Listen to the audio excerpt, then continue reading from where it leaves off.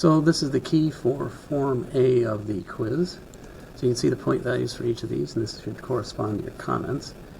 Because that's x minus 2, just affecting this, that would be right 2, and then this is up 5.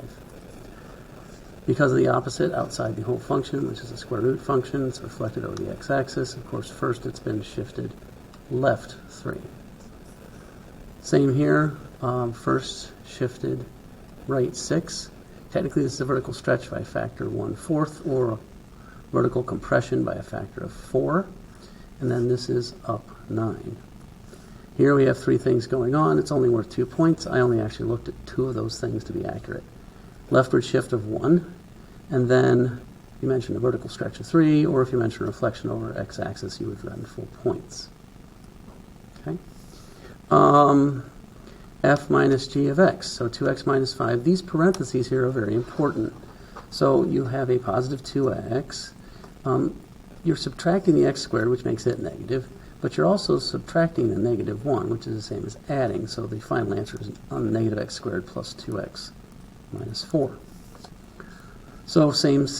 What I did here is f plus g. So here's the first function and the second function. I plugged in 4. I'm not multiplying by 4.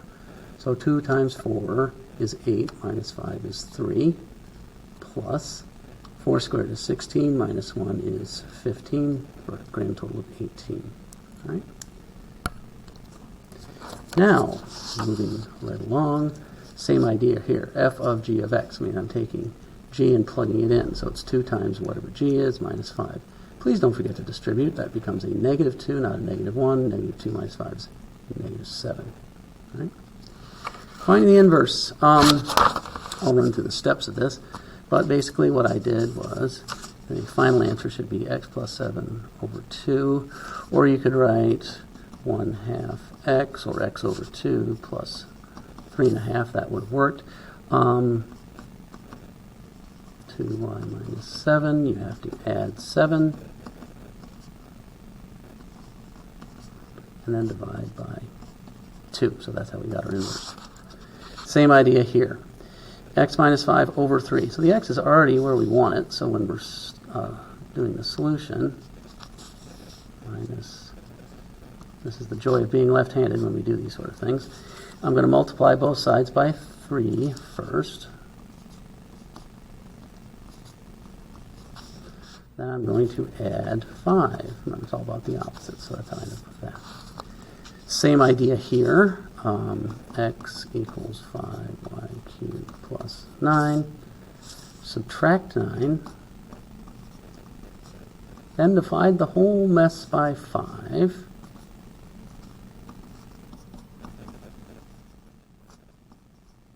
Then you take the cube root, not the square root, to undo this.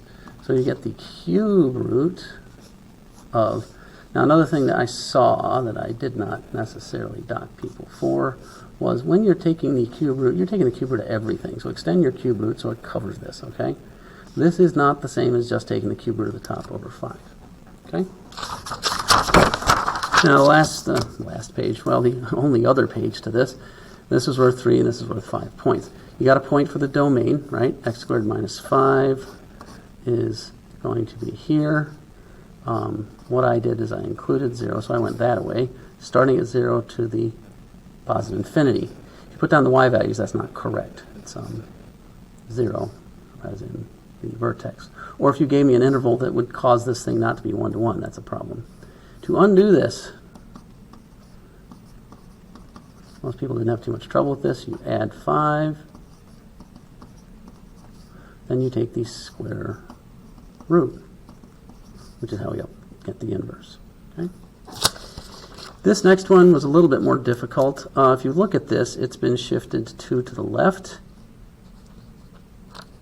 and down 7, which is where you'll find, now it's also been vertically stretched, but so 2 to the left and down 7 means that the vertex here is at -2, -7, which is why I restricted the domain for -2 on, right? -2 on. Now, this was a bit more challenging because you had to be careful when you solve this. Now, I had people doing all sorts of kooky things. Look, you can't square this and make this y squared plus 4, then distribute the 3. That's a no-no. First off, it's going to be counterproductive because you only have one y here.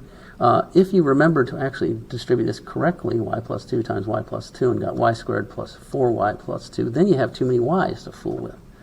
So watch this. What you can do, the easiest way to do this, because that is actually a superlative, right,